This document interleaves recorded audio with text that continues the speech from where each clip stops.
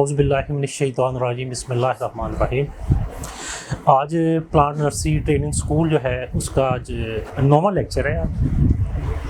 पहले मैं अपना इंट्रोडक्शन करवा दूँ। एहसानुल हक, डॉक्टर एहसानुल हक मेरा नाम है जी। एग्रीकल्चर यूनिवर्सिटी से मैंने एमफिल किया हुआ है। मेरा वैसे जो शुबा है वो पैथोलॉजी है, प्लांट पैथोलॉजी, और तकरीबन 15-16 साल हो गए प्राइवेट सेक्टर में। फर्टिलाइज़र जिसमें सीड है और डिज़ीज़ पेस्ट, इसमें मेरा एक्सपीरियंस है। ठीक, आज के लेक्चर में हम जो इंशाल्लाह कोशिश करेंगे रिकवर करने की, वो सॉइल के मुतल्लिक़, ज़मीन उसके मुतल्लिक़, और ज़मीन और पौधे को जो खुराक के अज्जा चाहिए, न्यूट्रिएंट्स जो चाहिए पौधे को, उनके बारे में इंशाल्लाह हम कोशिश करेंगे उनको कवर करेंगे। सबसे पहले सॉइल के बारे में थोड़ी सी डिस्कशन हो जाए। टेक्निकली सॉइल जिसको हम ज़मीन कहते हैं या मिट्टी है, हमारी जो ज़मीन है या मिट्टी जो है ना, ये एक मीडिया है। ये दो काम कर रहा है पौधे। पहला जो इसका काम है वो है क्या करना, सपोर्ट देना, पौधे को सपोर्ट करना। और दूसरा काम जो है वो उसका है न्यूट्रिएंट्स यानी खुराक के अज्जा जो हैं वो मुहैया करना। ये दो बेसिक काम हैं सॉइल के। ठीक है, जितने भी खुराक के अज्जा हैं उसके बारे में इंशाल्लाह हम तफसीलन बाद में पढ़ेंगे। ये सारे मोस्टली जो है ना, ये ज़मीन के ज़रिए ही, कुछ पौधा हवा से भी ले रहा होता है, पत्ते भी उसको ऑब्जॉर्व कर रहे होते हैं, लेकिन ज़्यादातर जो खुराक के अज्जा हैं वो पौधा जड़ों के ज़रिए वो ले रहा होता है। अच्छा, अब जो सपोर्ट करना और खुराक के अज्जा मुहैया करना, ये दो फंक्शन मैंने आपको बताएं। इसी बेस पे पौधे की जड़ें जो हैं वो भी दो तरह की हैं। एक वो जड़ है पौधे की जो पौधे को सपोर्ट करती है, उसे खड़ा रखती है। एक जड़ की वो किस्म है जो पौधे को खुराक के अज्जा जज़ब करने में मदद देती है। ठीक है जी। अगर हम जड़ को देखें तो आप ये देखें, जो ज़मीन है ये पौधे की जड़ है, इसकी फिर आगे ब्रांचेज़ हैं। इनके ऊपर जो होते हैं ना, ये बाल नुमा एक स्ट्रक्चर होते हैं, इनको कहते हैं रूट हेयर। बहुत बारीक बाल नुमा ये स्ट्रक्चर होते हैं, ये रूट हेयर होते हैं। ये इसको हम कहते हैं प्राइमरी रूट, ये जो होती है इसको कहते हैं सेकेंडरी रूट, और ये जो बाल नुमा स्ट्रक्चर होते हैं इनको हम कहते हैं रूट हेयर बाल। अच्छा, जो पौधे को खुराक और पानी जज़ब करके मुहैया करने होते हैं ना, वो रूट हेयर का काम है। रूट हेयर जो है वो खुराक के अज्जा या पानी जो है ये एब्जॉर्ब करके फिर आगे यहाँ पे इसके फ्लोएम और जाइलम वेसल्स होती हैं, वो फिर सारे पौधे को सप्लाई करती हैं। और ये प्राइमरी और जो सेकेंडरी रूट्स होती हैं, इनका बेसिक फंक्शन पौधे को ज़मीन में खड़ा रखना होता है। जी सर, ये मेरा क्वेश्चन में भी थोड़ा सा है। हाँ जी तो ये पानी तो नीचे होता है, फिर इसको कौन सी किस पावर के साथ पौधे के एंड तक पहुँचाता है ये हमारा रूट हेयर? हाँ, ये क्या ऐसी चीज़ है? ये आपका नाम से गुलाम मुस्तफा साहब, बहुत अच्छा आपने सवाल किया है। ये आप देखें ना कि यहाँ पे ऐसे होता है कि ये ऊपर इसके पौधा स्टेम है इसका, ठीक है, स्टेम की ब्रांचेज़ हैं, ब्रांचेज़ के ऊपर ये ऊपर तक जा रहा है, ऊपर लीफ लगा हुआ है, और यहाँ पे फ्लावर भी हैं, और इसके सीड भी बनते हैं, फ्रूट भी बनता है। अच्छा, अब ये नेचुरली एक प्रोसेस होता है, उसको ऑस्मोसिस प्रोसेस हम कहते हैं। मैं आपको ज़रा सिंपली बताता हूँ। उसमें ये है कि ना, ये अगर ये पौधे का टॉप है, ठीक है, अब ये जो जाइलम और फ्लोइंग वेसल्स होती हैं, दो तरह की इसमें होती है। जाइलम जो है वो ऊपर लेके जा रही होती है खुराक और पानी को, फ्लोइंग नीचे लेके आ रही होती है। अब जो इसको यहाँ पे ज़रूरत है पानी की, ये पत्ता टॉप पे समझ लिया आपके 20 फुट 40-60 फुट पे एक पत्ता लगा हुआ है। अच्छा, यहाँ पे क्या हो रहा है, यहाँ पे एक प्रोसेस हो रहा है कि इवेपोरेशन का। पौधा अपना टेम्परेचर मेंटेन करने के लिए जो है वो पत्ते से पानी बाहर भी खारिज कर रहा होता है। जो ही ये बाहर यहाँ पे जो नीड होगी, जैसे आप एक कह लें कि स्ट्रा है, स्ट्रा हम उसको जब सक करते हैं नीचे से पानी ऊपर आ जाता है खुराक। जब ये इसको डिमांड होगी तो ये खुद जो है यहाँ से न्यूट्रिएंट्स वो ऊपर सक करेगा या अपटेक करेगा। ये एक नेचुरल प्रोसेस होता है जी। सही सर, ठीक है ना। एक कुदरती भी प्रोसेस इस तरह चल रहा होता है कि पौधे का जो पत्ता है उसके अंदर स्टोमेटा सुराख होते हैं, वहाँ से पानी बाहर जा रहा होता है, और जो इवेपोरेट कर रहा होता है उसकी कमी जो है पूरी करने के लिए नीचे से ऊपर इस तरह फिर ये ट्रैवल करता है, पानी भी और खुराक भी। जिस चीज़ की ज़रूरत होती है पत्ते को, या जब फ्रूट लगता है या फ्लावरिंग पे आता है ग्रोइंग टिश्यूज़ की ज़रूरत होती है, वो एक कुदरती प्रोसेस पे जिस चीज़ की ज़रूरत होती है, नीड वहाँ पे प्रोवाइड होती है, तो फिर वो आहिस्ता आहिस्ता ऊपर जाती है। सर एक क्वेश्चन है जी। आप टेम्परेचर मेंटेन करने के लिए, गर्मी में तो समझ आता है अपने आप को ठंडा रखने के लिए एवापोरेट करेगा, एवापोरेशन इज कूलिंग प्रोसेस, तो इसने अपने आप को ठंडा भी गर्म भी करना होता है। जी जी, उसमें ये होता है ना कि ये इसमें सिर्फ पानी ही नहीं हो रहा था, बाज़ जो जहरीले मादे होते हैं, ठीक है, हर जानदार चीज़ जो है ना वो एक्जुकेट यानी जहरीले मादे खारिज कर रही होती है। पौधा भी कर रहा है, कंटिन्यूसली कर रहा होता है, दोनों तरीके से कर रहा होता है, नीचे रूट से भी कर रहा है, ठीक है, ऊपर जो है पत्ते के ज़रिए भी कर रहा है, ठीक है। अब जो जानदार हैं जिनमें इंसान आ जाता है या जिसमें जानवर आ जाते हैं, उनमें कुदरती ये प्रोसेस होता है कि वो अपने जो फाजल मादे होते हैं ना, या वो उनको रिमूव कर सकता है या वो ख़ुद मूव करके एक साइड पे हो सकता है। जितने फाजल मादे हैं वो उस जानदार के लिए मुहलक हैं, हो सकता है किसी दूसरे जानदार के लिए वो मुफीद हों।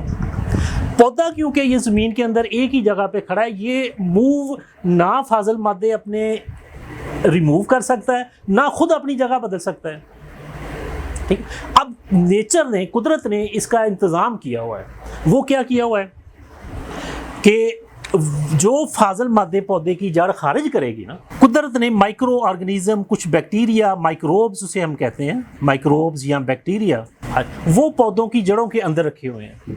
वो क्या करते हैं, पौधा क्या लेड, ये पौधे के लिए आर्सेनिक, जो भी जहरीले मादे खारिज करता है, ये बैक्टीरिया की वो खुराक है, बैक्टीरिया उसको ऑब्जर्व करते हैं, और बैक्टीरिया का जो खारिज करते हैं वो नाइट्रोजन है, वो पौधे की खुराक है।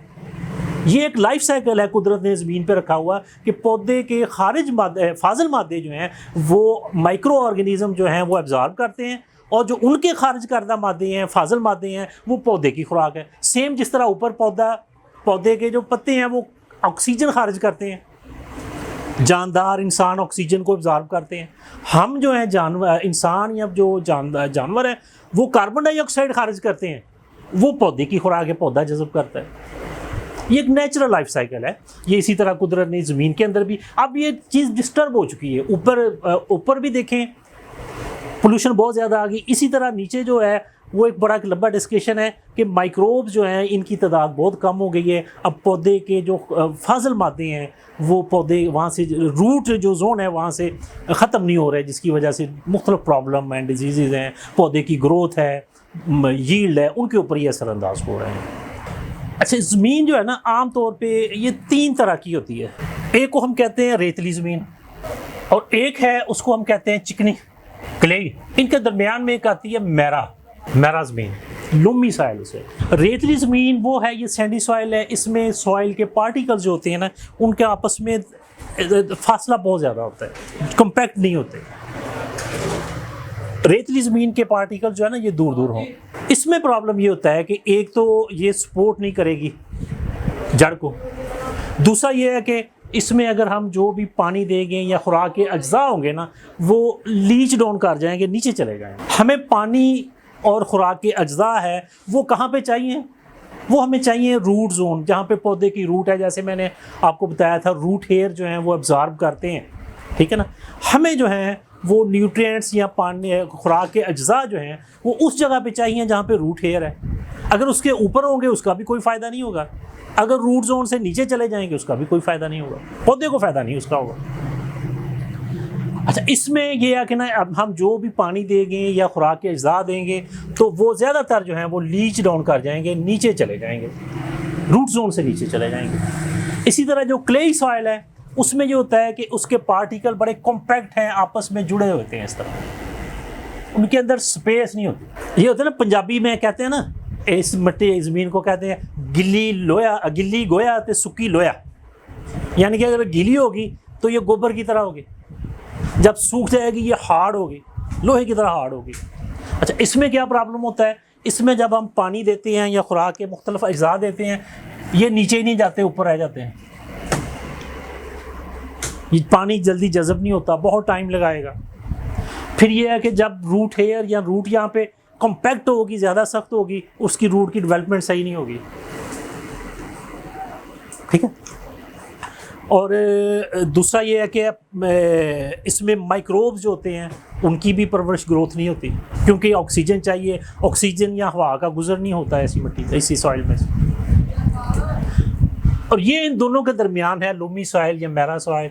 इसमें जो है इसकी खसूसियत ये होती है, इसमें एक मुनासिब सा फासला होता है पार्टिकल्स का, ठीक है। ये सपोर्ट भी करती है जड़ों को। इसके अंदर हम अगर पानी या खुराक का अज्जा देंगे, ये उसको जो है वत्तर को, नमी को बर्दाश्त करती है।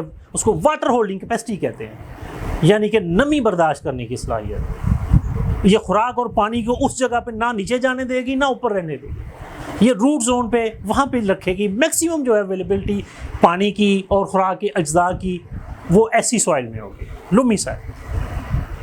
अच्छा, अब अगर इसको हमने देखना हो ना, तो इसको चेक करने का जो पैमाना होता है ना, उसमें दो फैक्टर हैं। एक हम कहते हैं पीएच की क्या परसेंटेज है, दूसरा ऑर्गेनिक मैटर।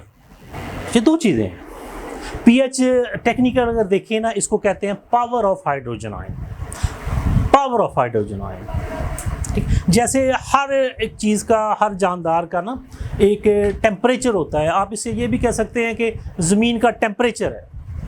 इसको चेक करने का पैमाना क्या है,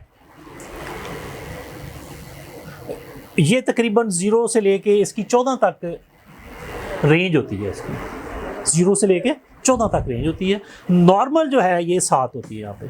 अगर 7 ज़मीन की पीएच होगी, ये नॉर्मल सॉइल होगी, यहाँ पे पौधे की मैक्सिमम ग्रोथ होगी और मैक्सिमम जो है मैक्सिमम पौधे की न्यूट्रिएंट्स और पानी अवेलेबल होगी इस पीएच के ऊपर, 7 पीएच के ऊपर। ये चेक हो जाती है। आम गवर्नमेंट की लेबॉर्ट्रीज भी हैं, आम इसका एक पीएच मीटर भी मिलता है सॉइल को चेक करने के लिए ना। ये पानी क्या बोलते हैं, पीएच मीटर भी मिलता है। वो भी सस्ता है, ज़्यादा महंगा नहीं है। आप अगर वो भी, वहाँ से हमें पता चल जाएगा इस ज़मीन की हालत क्या है। इधर जो है, जो जब पीएच कम होती है उसको हम तेज़ाबी सॉइल कहते हैं। उसकी जो असरात हैं वो तेज़ाबी होते हैं, एसिडिक। जब पीएच बढ़ना शुरू हो जाती है तो ये फिर अल्कलाइन सॉइल हो जाती है। इसे कलराठी भी कहते हैं। एसिडिटी और अल्कलाइन ये डिफरेंट है, ये पीएच पे डिपेंड कर रहा होता है। पीएच जब बढ़ती जाएगी तो उसमें अल्कलिनिटी या उसका कलराठापन बढ़ता जाएगा। अगर पीएच कम होती जाएगी, एसिडिटी, तेज़ाबियत ये इसमें ज़्यादा होती जाएगी। ठीक है। अच्छा, अब जो पौधे की रेंज है ना, पौधे की जो ग्रोथ होती है वो 4 पीएच तक नॉर्मल।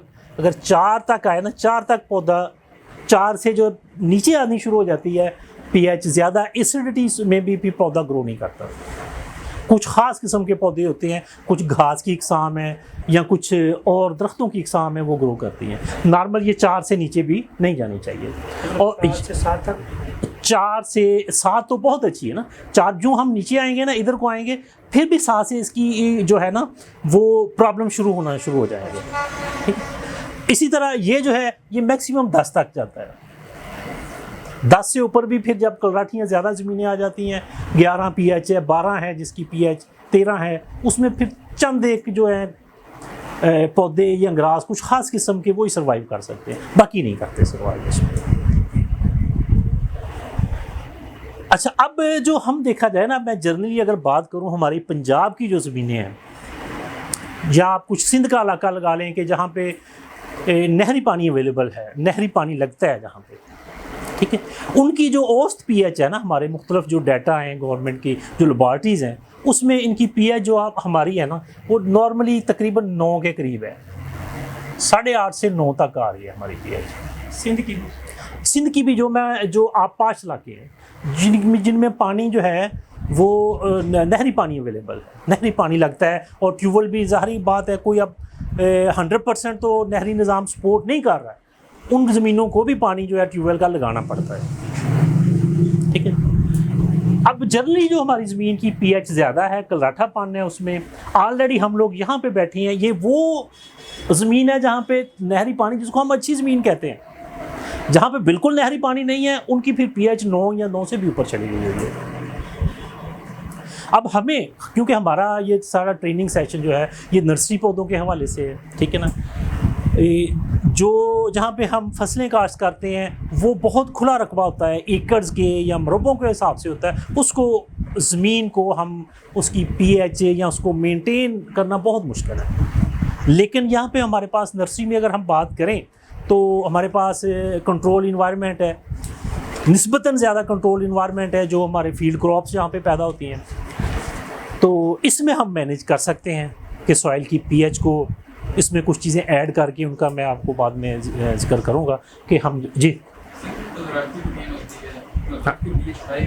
जी उसको लो करने के लिए हम उसमें तेजाब ऐड कर सकते हैं। क्या वो कलर खत्म हो जाएगा उससे अगर हम तेजाब ऐड करें? हाँ जी, मैं आपको तेजाब के बारे में तो बता देता हूँ।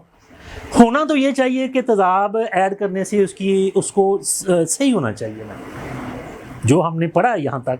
तो यही एक चीज़ कह रही है कि हम एसिड अगर डालें, यहाँ पे है हमें तेजाबियत चाहिए, अगर एसिड हम डालें तो हमारी ये नीचे आनी चाहिए। ऐसा होता भी है लेकिन करना नहीं ऐसे। गंदक का तेजाब डालते हैं। हाँ जी, ऐसा होता भी है लेकिन हमने करना नहीं ऐसे। क्यों नहीं करना? उसमें तेजाब भी दो किस्म के होते हैं ना, एक को हम कहते हैं ऑर्गेनिक और एक को इनऑर्गेनिक। अब देखा होगा आपने ये बड़ा फार्मिंग के मुतल्लिक़, खासकर किचन गार्डनिंग में आप देख लें या नर्सरीज़ में देख लें कि वो कहते हैं ऑर्गेनिक हमें चाहिए, ऑर्गेनिक वेजिटेबल चाहिए, ठीक है ना। तो अब इनने जो सवाल किया, अब जी आपका नाम प्लीज़ बताइएगा। हम साहब आप कहाँ से हैं? अच्छा जी, हम सब उसमें ये है कि एक ऑर्गेनिक एसिड होता है, एक होता है इनऑर्गेनिक एसिड। अब ऑर्गेनिक और इनऑर्गेनिक है क्या? पहले तो हमारे माशरे में हर बंदा नाम ले रहा है ऑर्गेनिक, लेकिन ये ऑर्गेनिक है क्या, इसकी डेफिनेशन क्या है? अब जो ऑर्गेनिक होगा ना, ऑर्गेनिक सिंपली हम इसकी डेफिनेशन आप ज़हन में रखें, हर वो चीज़ जो जिंदा में इंसान, जानवर और पौधे आ जाते हैं, जो इनसे चीज़ें हासिल होगी वो ऑर्गेनिक होगी। और जो जिंदा चीज़ों से नहीं हासिल होंगी, जिनका सोर्स जिंदा चीज़ें नहीं होगी, पौधे, जानवर और इंसान, वो इनऑर्गेनिक होगी। जी, जो चीज़ें हमें जिंदा चीज़ों से हासिल होंगी, ठीक है ना, वो ऑर्गेनिक होंगे। मसलन फर्टिलाइज़र है, आप फर्टिलाइज़र जो जिंदा चीज़ों से हासिल होगा, मसलन गोबर हो गया, या हम ग्रीन मिनोरिंग करते हैं, जंतर वगैरह को ज़मीन में क्रश कर देते हैं, वो ऑर्गेनिक है। पोल्ट्री का वेस्ट है, क्योंकि उसका सोर्स जो है पोल्ट्री है, मुर्गी है, वो ऑर्गेनिक है। ह्यूमिक एसिड भी ऑर्गेनिक है। ह्यूमिक एसिड ऑर्गेनिक है, ये ऑर्गेनिक मैटर की तीसरी फॉर्म है। उसके बारे में भी इंशाल्लाह हम जब न्यूट्रिएंट्स में आएंगे डिस्कशन करेंगे। ये ऑर्गेनिक मैटर की थर्ड स्टेज ह्यूमिक एसिड है। अब फर्टिलाइज़र ऑर्गेनिक में क्या आ गया, जो मतलब मैंने सोर्स बताया, पौधे आए, पौधे को हम अगर ज़मीन में इनकॉर्पोरेट कर दें, मिक्स कर दें, पत्ते कर दें, पूरा पौधा कर दें, वो ऑर्गेनिक फर्टिलाइज़र बन जाएगा। गोबर है या पोल्ट्री वेस्ट है या इंसान का फुजला है, इंसान का यूरिन जो है, ये सारी चीज़ें ऑर्गेनिक है, क्योंकि इनका सोर्स जिंदा है, लाइव सोर्स है इसका, ये जिंदा चीज़ों से हासिल है फर्टिलाइज़र, इसलिए ये ऑर्गेनिक है। इनऑर्गेनिक में हमारे बाकी फर्टिलाइज़र जो हम बोरियों में 50 किलो की बोरियाँ हैं, उसमें यूरिया है, DAP है, SSP बेशुमार है, लगी हुई हैं, मार्केटें उसकी भरी पड़ी हैं। सिंथेटिक जो कारखाने में बनते हैं, सिंथेटिक कह लें, या वैसे मतलब आप जिप्सम लेके आए, जिप्सम वो सिंथेटिक तो नहीं, उसको क्रश किया जाता है, ये इनऑर्गेनिक और ऑर्गेनिक। अब जो इनका सवाल था कि तेज़ाब डालने से हमें pH कम होनी चाहिए। अब ये है कि जो तेज़ाब हम डालेंगे HCl या H2SO4, और मतलब उसको नमक का तेज़ाब कहते हैं या गंधक का तेज़ाब है, ठीक है ना, अगर वो डालेंगे उससे pH तो कम हो जाएगी, pH तो कम हो जाएगी, लेकिन पौधे के स्ट्रक्चर को, वो ज़मीन के स्ट्रक्चर को वो तबाह कर देगी। सेम इसी तरह मैं आपको इसको एग्जांपल देता हूँ, जैसे हम खुराक खाते हैं, गोश्त हमने खाया है, अब उसको हज़म करने के लिए हमारे तेज़ाब चाहिए हमें। वो हमारे मैदे के अंदर कौन सा तेज़ाब है? फुल्विक एसिड है, सिट्रिक एसिड है, ऑर्गेनिक एसिड है। सिट्रिक एसिड हमें लीमू से भी हासिल हो जाता है, ये किन्नू से भी हासिल हो जाता है, फुल्विक एसिड अंगूर में भी है। ऑर्गेनिक एसिड हमारे मैदे में है, वो उसको हल कर देते हैं, खुराक को जज़ब कर देते हैं और वो हमारी बॉडी का हिस्सा बन जाती है। इसके बरक्स अगर हम H2SO4 यूज़ करें, वो खुराक को तो हजम कर देगा, लेकिन साथ साथ हमारी आंतड़ियाँ और मैदे को भी हजम ख़त्म कर देगा। अच्छा, इसी तरह अगर हम ज़मीन में इनऑर्गेनिक एसिड डालेंगे, क्या होगा कि ज़मीन के जो स्ट्रक्चर हैं, ज़मीन के अंदर जो कैपिलरी ट्यूब होती हैं, सॉइल के अंदर कैपिलरी ट्यूब होती हैं जिनसे खुराक ऊपर जाती है, नीचे आती है, वो कुदरत का एक निज़ाम, पूरा इसका एक स्ट्रक्चर है, वो कैपिलरी ट्यूब्स को तबाह कर देगा। दूसरा क्या होगा, जैसे थोड़ा सा मैंने आपको बताया था कि रूट के अंदर जो ज़मीन के जहाँ पे रूट हेयर हैं वहाँ पे बैक्टीरिया हैं जो पौधे के फाजिल मादे को जज़ब करते हैं और अपने फाजिल मादे पौधे को देते हैं। ये तेज़ाब जो है इनऑर्गेनिक वो उनको ख़त्म कर देगा। ठीक, दो हो गया, कैपिलरी ट्यूब्स ख़त्म कर दी, दूसरा उसने माइक्रोब्स ख़त्म कर दिए, तीसरा क्या करेगा, वो जो रूट हेयर है तेज़ाब उनको डैमेज करेगा। जैसे हमारी स्किन पे अगर तेज़ाब लग जाए वो डैमेज करेगा उसको। ठीक, वो फिर ये होता है कि उसके नुकसान ज़्यादा है। इसके बरक्स अगर आप ऑर्गेनिक एसिड्स पे आएँ उनका रिएक्शन तो स्लो होगा लेकिन वो ज़मीन के स्ट्रक्चर को, ज़मीन की माइक्रोब्स को, उनको मुतासर नहीं करेंगे। ठीक हो गया सर? अगर हम पौधे जो पहले लगा दी, पौधे ना लगाएं अभी, और मतलब सारी जमीन के अंदर ये डालते हैं कोई भी एसिड, हाँ जी, हाँ जी, फिर तो नुकसान नहीं, फिर दो नुकसान हो गए ना। देखिए पौधे माइक्रोब्स मौजूद हैं उसको नुकसान करेगा, और दूसरी ज़मीन की जो कैपिलरी ट्यूब्स होती हैं, फिजिकल स्ट्रक्चर जो होता है उसको वो ख़राब करेगा। ठीक है, और ये इस तरह का डैमेज है जो रिकवर बहुत मुश्किल से होता है। जैसे आप सिंपली देखें ना, अगर हम तेज़ाब पी लें, खुराक तो हमारे मैदे वाली हज़म हो जाएगी लेकिन जो मैदा और आंतड़ियाँ डैमेज होंगी वो तकरीबन नहीं नॉन रिकवरेबल होगी। इसलिए ख़ासकर हमारा क्योंकि नर्सरी का भी शोबा है, हमें कोशिश करनी चाहिए कि ये तेज़ाब या ऑर्गेनिक्स जो चीज़, इनऑर्गेनिक जो चीज़ें हैं उनसे बचें, ऑर्गेनिक पे आएँ हम। अच्छा, पहले क्या होता था? पहले ये होता था कि अगर किसी के पास 10 एकड़ ज़मीन है ना, उसने 5 एकड़ काश्त कर ली, 5 एकड़ को खाली छोड़ दिया। ठीक है, अब पैदावार जब आपने लेनी है तो ज़मीन को हमें कुछ टाइम भी देना पड़ेगा हार्वेस्टिंग के बाद ताकि वो अपने आप को बहाल करे, अपनी ज़रखेज़ी को बहाल करे। अब तो ये सिस्टम है, मतलब अब भी एक फसल हार्वेस्ट नहीं करता ज़मींदार और दूसरी फसल का सीड और खाद ला के वो उसके सराहने पे रख देता है, 1-1 इंच पे वो चोपा लगा रहा है, ज़मीन को खाली नहीं छोड़ रहा। ठीक है ना, ये एक नेचुरल प्रोसेस था कि ज़मीन अपनी ज़रखेज़ी को कुदरती तौर पे बहाल करे, जो हमने ख़त्म कर दिया, फसल पे फसल ले रहे हैं। ठीक है, और अब जब पहले पैदावार गंदम की 18-20 मन ले के बहुत खुश होता था ज़मींदार, अब 60 मन पे भी नहीं होता। एकड़ वही है, उसकी पैमाइश वही है, जहाँ से हमने 18 मन पैदावार ली वहाँ से हम 60 मन ले रहे हैं और उसको टाइम भी नहीं दे रहे, ज़मीन को खाली नहीं छोड़ रहे। ज़मीन को हमने जो कुदरती बहाली का टाइम है वो उससे छीन लिया है। दूसरा ये हुआ कि हमारा जो नहरी निज़ाम था उसमें जब काश्तकारी हमारी बढ़ी, नहरी निज़ाम वैसे जो है आहिस्ता आहिस्ता ख़राब होना शुरू हो गया। पानी कम, जो टेल पे, जो एंड पे नहरों के रकबे हैं वहाँ तक पानी नहीं पहुँचता।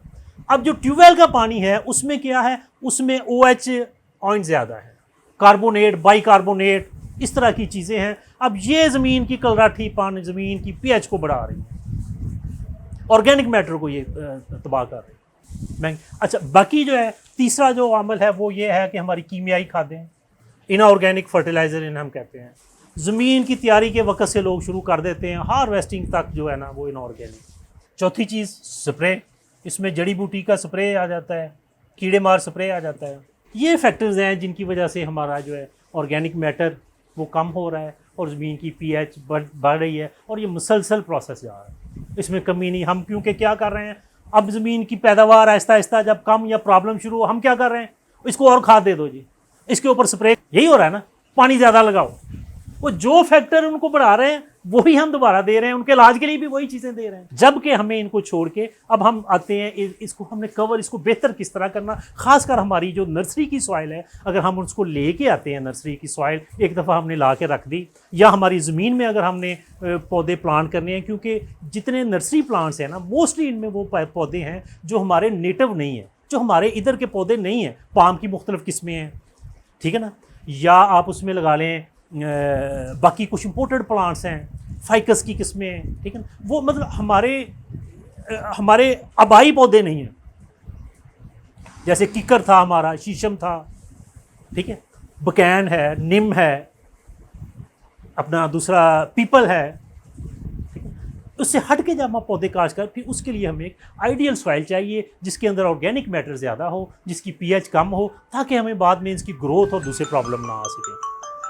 हाइब्रिड सीड ये इस तरह होते हैं कि अभी नर्सरी में भी आपके हाइब्रिड सीड्स आते हैं, खासकर वेजिटेबल्स में या दूसरे प्लांट्स में भी हाइब्रिड सीड क्या होता है। एक तो होता है आम सीड, उसमें हम 2 वैरायटीज़ को क्रॉस करते हैं, जिनमें को थोड़ा थोड़ा फर्क 2 पौधों की वैरायटी, मतलब सब्ज़ी है, मिसाल आप टमाटर की लगा लें, ठीक है। कुछ टमाटर गोल हैं, कुछ लंबे हैं, ठीक है। कुछ का साइज़ छोटा है, कुछ का बड़ा है। कुछ पौधे जो हैं उनका स्टेम कमज़ोर है, कुछ का स्टेम जो है वो स्ट्रॉन्ग है, कुछ का मुख्तलिफ करैक्टर है टमाटर ही दोनों।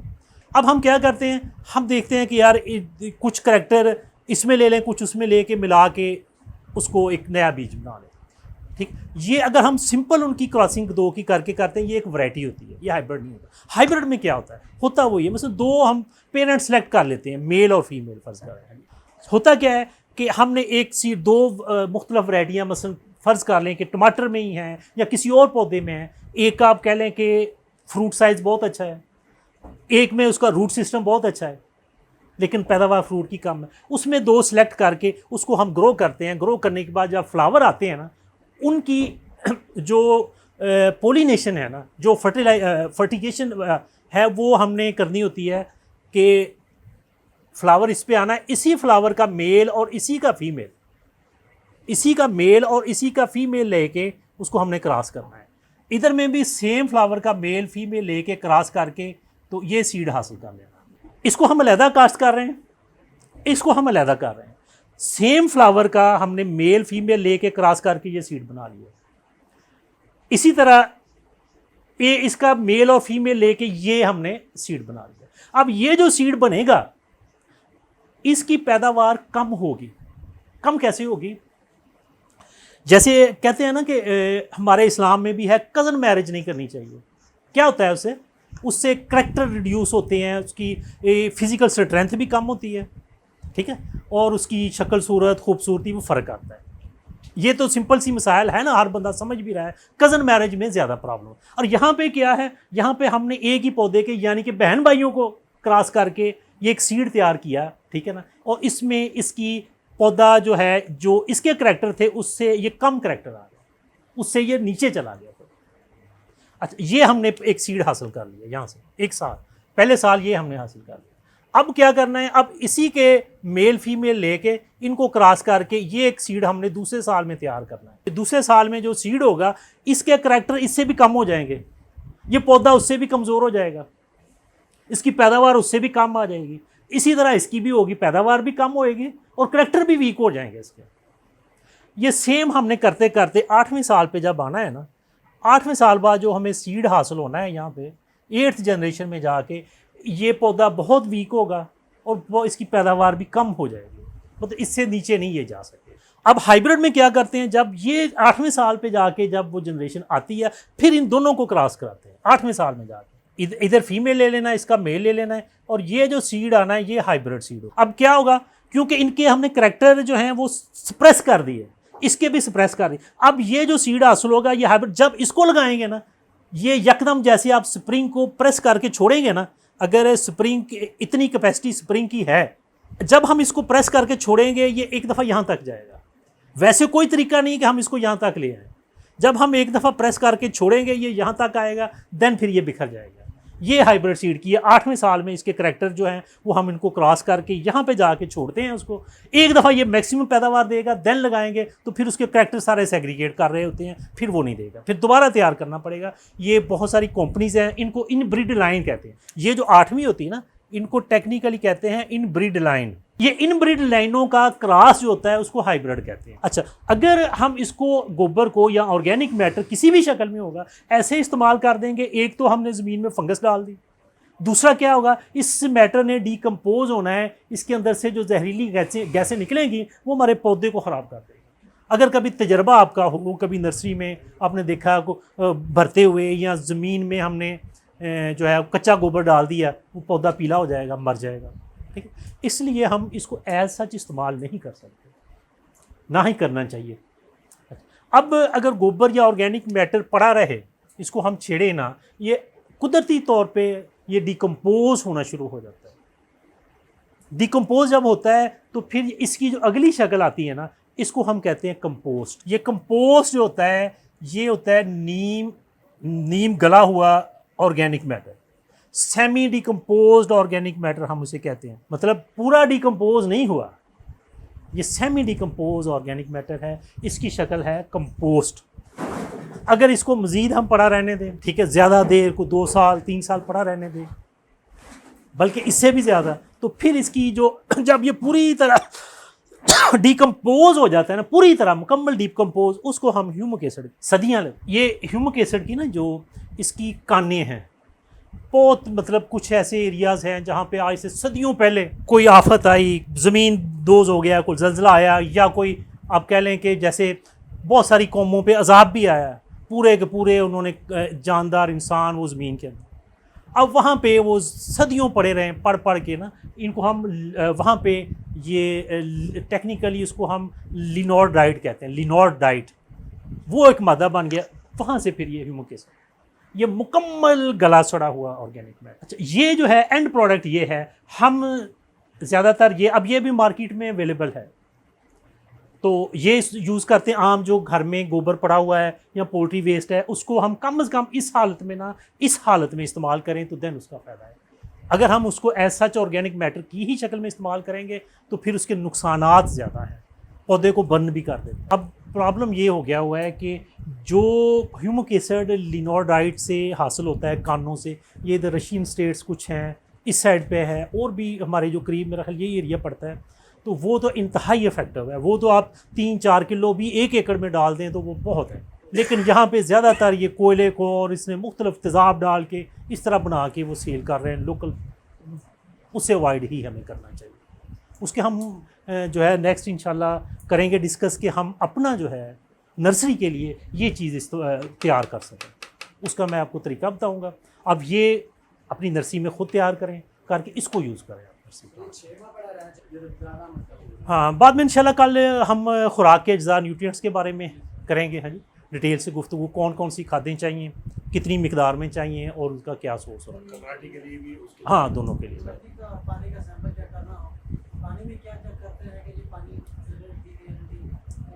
वो उनके करैक्टर मैं आपको कल बता दूँगा। ठीक है जी, बहुत शुक्रिया। TDS टोटल डिज़ोल्वेबल साल्ट होता है कि कौन से 2 तरह के नमकियात होते हैं, कुछ होते हैं जो पानी में हल हो जाते हैं, कुछ पानी में हल नहीं होते।